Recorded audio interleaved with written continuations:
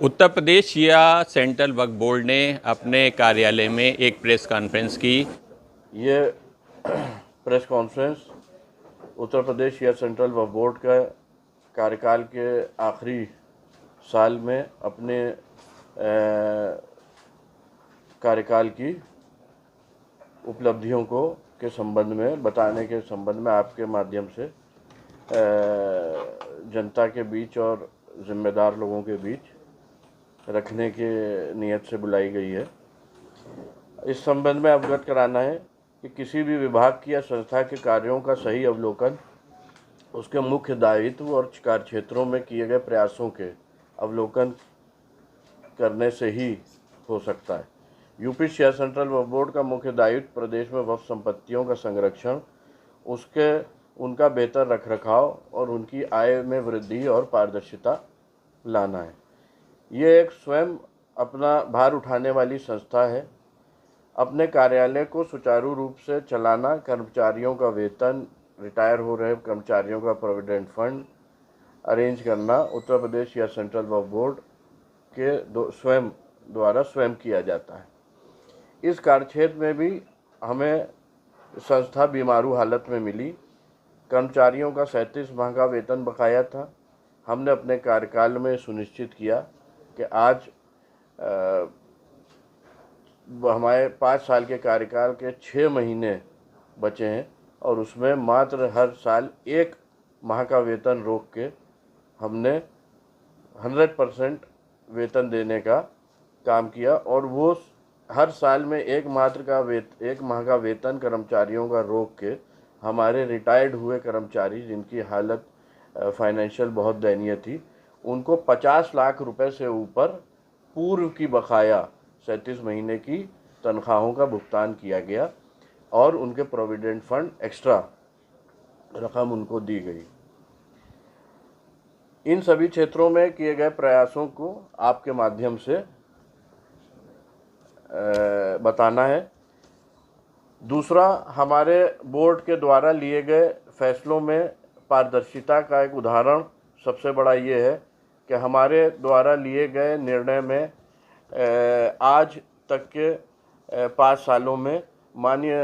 वक्फ न्यायाधिकरण जो 3 जजों की न्यायाधिकरण है और हमारे विरुद्ध फैसले सुनने के लिए कॉन्स्टिट्यूटेड है, उसमें मात्र 5 साल में मात्र 239 मुकदमे हमारे फैसलों के विरुद्ध गए, जो कि अपने आप में 10% टोटल निर्णय का 10% से भी कम है। और उन 239 मुकदमों में मात्र 19 मामलों में हमारे बोर्ड के विरुद्ध स्थगन आदेश या रिव्यू आदेश पारित हुआ। ये अपने आप में एक रिकॉर्ड है। पूरे हिंदुस्तान में किसी भी वक्फ बोर्ड का जुडिशल रिकॉर्ड इससे बेहतर नहीं होगा, ये मैं पूरे दावे के साथ कह सकता हूँ।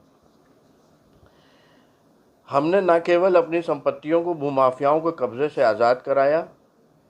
और उनके द्वारा लगातार प्रयास किए, वो बहुत ही भले बड़े चर्चित जो है नाम रहे हों। इसके साथ ही हमने कुछ हमारे पूर्व के भ्रष्ट मुतवल्ली जिनके विरुद्ध हमने कार्रवाई करके उनको हटाया, उनके द्वारा कई जगह पे कुछ प्राचीन मंदिरों, हमारे हिंदू भाइयों की धर्मशाला और उनकी संपत्तियों पर अवैध तरीके से कब्जा और वसूलियाबी की जा रही थी, जिसमें हमने कार्रवाई करके उन संपत्तियों को भी ऐसे भूमाफिया प्रवृत्ति के मुतवल्लियों के चंगुल से निकाला, जिसकी जानकारी माननीय मुख्यमंत्री जी को व्यक्तिगत रूप से मिलकर भी मेरे द्वारा दी गई। अंत में आप लोगों के माध्यम से प्रदेश सरकार द्वारा इस दायित्व को दिए जाने का आभार व्यक्त करता हूं और ये कहना चाहूँगा कि माननीय मुख्यमंत्री योगी आदित्यनाथ जी की सरकार में यूपी शिया सेंट्रल वक्फ बोर्ड का यह सुनहरा कार्यकाल एक रिकॉर्ड रूप में अपने आप में एक रिकॉर्ड है, जो कि माननीय मुख्यमंत्री जी और हमारे विभागीय माननीय मंत्रीगणों के समर्थन से संभव हो पाया है। अब आप लोगों के क्वेश्चंस यदि पैसा ज्यादा आपने 5 साल में खर्च कराया देखिए, जो पहले का रिकॉर्ड हमारे पास यहाँ पे मौजूद है, इस प्रेस नोट के साथ इस पूरी संबंध में जो बात कही गई है उसका सबका डेटा कार्यालय के प्रमाणित प्रतिलिपियों के साथ आप लोगों के लिए मौजूद है। पूर्व में जो बोर्ड था उसके जो बैलेंस शीट थी पिछले पूरे उनके कार्यकाल की, वो मात्र जो है 3,94,61,586 रुपए की थी, जिसमें करीब 88,99,000 सहायक धनराशि अनुदान के रूप में भी इंक्लूडेड है, जो सरकार द्वारा दी गई थी पूर्व सरकार में। हमने अपने प्रयासों से इस कुल आय को आज की तारीख तक के 6,02,10,330 रुपये आज की तारीख में पहुंचा दिया, जो कि अपने आप में एक बहुत ही बड़ा डिफरेंस है।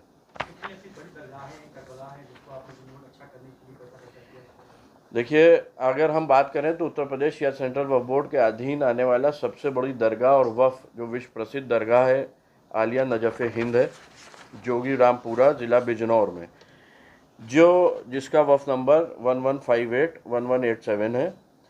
पूर्व में जो इसकी बैलेंस शीट थी आय की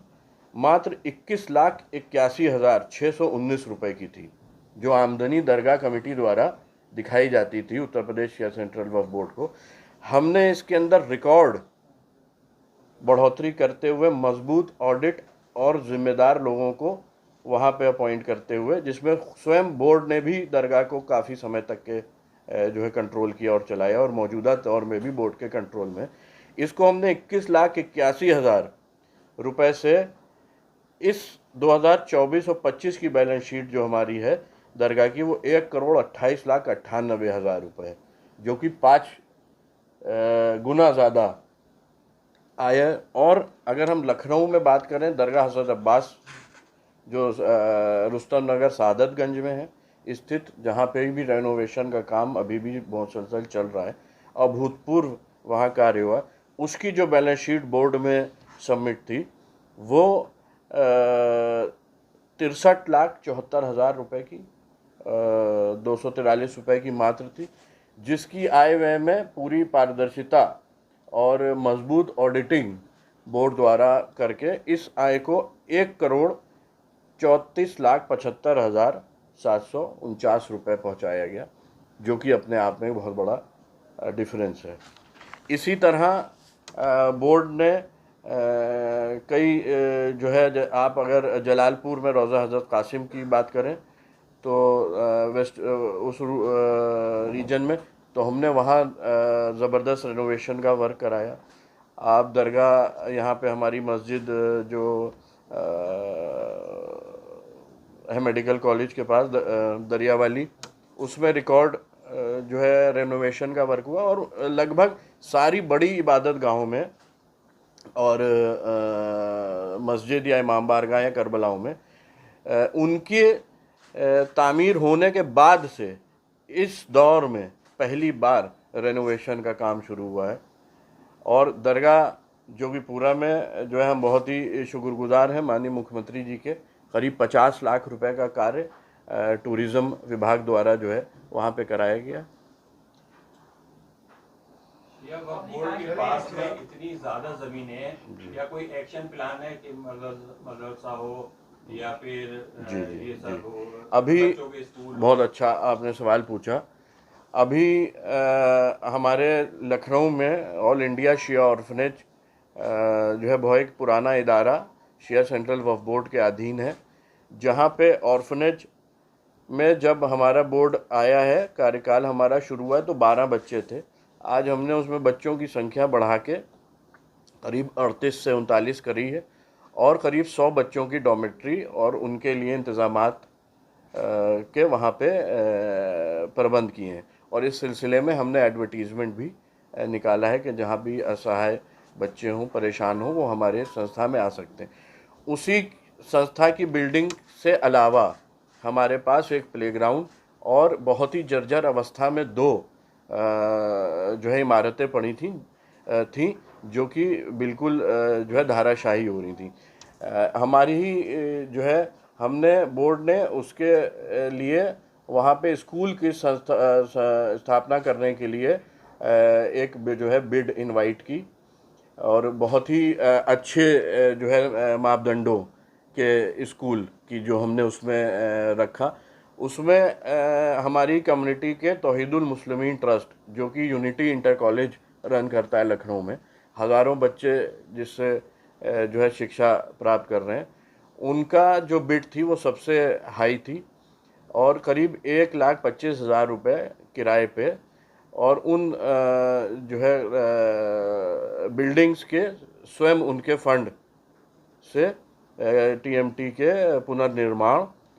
और स्कूल में जो भी जो है इंफ्रास्ट्रक्चर पे पैसा खर्चा होगा वो उनके द्वारा किया जाएगा। 1,25,000 रुपये वो ऑल इंडिया शी ऑर्फनेज को रेंट देंगे, और वहाँ के ऑर्फनेज के जो बच्चे हैं, आज जो बच्चे हैं और या आइंदा भी अगर वहाँ और बच्चे बढ़ते हैं तो उनको फ्री एजुकेशन उसी स्कूल द्वारा प्रोवाइड की जाएगी। पहले के जो चेयरमैन थे, कई संपत्तियां ऐसी थी जिसको आपने खाली कर दिया, जो धन बिना पर जी। क्या कुछ संपत्तियां ऐसी 5 सालों में मिली आपको जो कब्जा थी, करोड़ों की थी, खाली कराया तो उन्होंने? जी देखिए, बहुत सी संपत्तियां ऐसी हैं जिन पे आज भी हमने कार्रवाई करी हुई है, चाहे इलाहाबाद की बात करें, चाहे जौनपुर की बात करें, लखनऊ की बात करें, कानपुर की बात करें, और हमने रिकॉर्ड रूप से ज़िला प्रशासन को,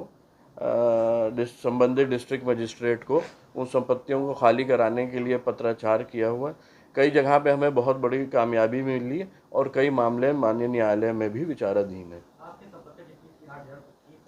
चल चुकी हैं, आपका काम की तक के टोटल है तो करते हैं, जो काम लाया गया। हमारे उम्मीद पोर्टल पे हमने सबसे जल्दी पूरे जो है प्रदेश में सारे औकाफ जो हमारे थे वो रजिस्टर किए, और आज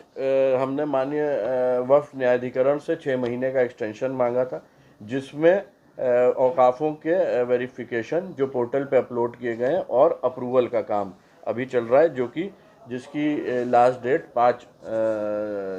जून 2026 है, और हमें पूरी उम्मीद है कि उसको उस समय सीमा में पूरा कर लिया जाएगा। वही पोर्टल पे कितने %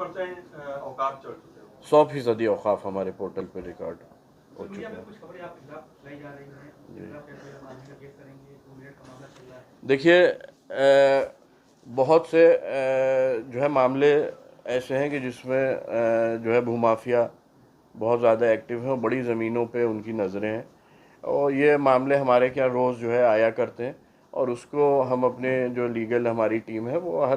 कुछ दिन पे जो है हल किया करती है, और उनके विरुद्ध भी कार्रवाई बिल्कुल सुनिश्चित की जाएगी, और सारा जो डॉक्यूमेंट्री एविडेंस है वो शुरू से लेकर आखिर तक कलेक्ट कर लिया जाए, और 2 ही से 3 दिन में संबंधित जिम्मेदार जो है अधिकारियों से मुलाकात करके हमारे लोग उसको जो है पिटीशन फाइल करेंगे। जी नहीं, देखिए, हम जो है जिन भी जगह पे भ्रामक खबरें चली हैं उसमें ज़िम्मेदार उन लोगों को ज़्यादा मानते हैं कि जिन्होंने उन खबरों को चलवाने का प्रयास किया है, ना कि जो है जिन मीडिया चैनल पे या किसी अखबार पे चलाई गई हैं। हाँ, उनसे मैं ये ज़रूर जो है एक वो करूँगा प्रार्थना कि वर्जन दूसरे का ज़रूर लेके किसी भी विभाग का या व्यक्ति का खबरों को चलाना जाना चाहिए। कितनी ऐसी संपत्तियां थी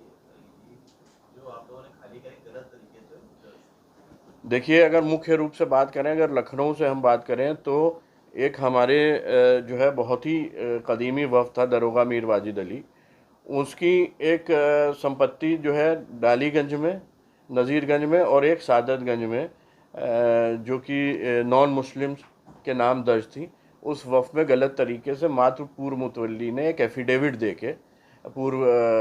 बोर्ड के कार्यकाल में दर्ज करा ली थी, जिसकी जो है ज़िला अल्पसंख्यक कल्याण अधिकारी के यहाँ से रिपोर्ट लगने पे और माननीय न्यायालय से उस संबंध में उनको वह संपत्ति न साबित होने के चलते जो उस ख़ानदान के जो है असली वारिस और मुतवल्ली थे उनके और संबंधित पीड़ितों की रिक्वेस्ट पे जो है वक्फ बोर्ड के रिकॉर्ड में उनको का जो है एडिटिंग की गई, संशोधन किया गया, और उनको जो है वक्फ के अम्ब्रेला से बाहर किया गया। ऐसे ही एक प्रकरण वफ़ मोती मस्जिद का था, जो कि लखनऊ का बहुत ही कदीमी वफ़ है। उसमें 2017 में बोर्ड से एक पत्राचार किया गया था शासन द्वारा किन्हीं लोगों की शिकायत पे कि वफ़ बोर्ड ने गलत तरीके से हमारे नंबर चढ़ा लिए हैं और इसमें कुछ प्राचीन मंदिर भी शामिल हैं। 2017 से ही लगातार बोर्ड उसमें पत्राचार करता आ रहा था कि ये नंबर शिया सेंट्रल वक्फ बोर्ड के नहीं हैं, लेकिन बोर्ड ने उसके अंदर कोई भी बोर्ड फैसला नहीं लिया था। वो मामला विधानसभा कमेटी में गया और उनकी जो है सिफारिश पे वो नंबर जो मात्र हमारे रिकॉर्ड रजिस्टर पे स्क्रिबल किए गए थे, जिसके संबंध में किसी भी पत्रावली पे ना कोई आदेश ना किसी तरह की रिपोर्ट मौजूद थी, उन नंबरों को, जिनमें प्राचीन मंदिरों के नंबर थे, हमने पूरी बोल्डनेस से निकाला, अपने रिकॉर्ड से एडिट किया और उसकी रिपोर्ट शासन को भेजी।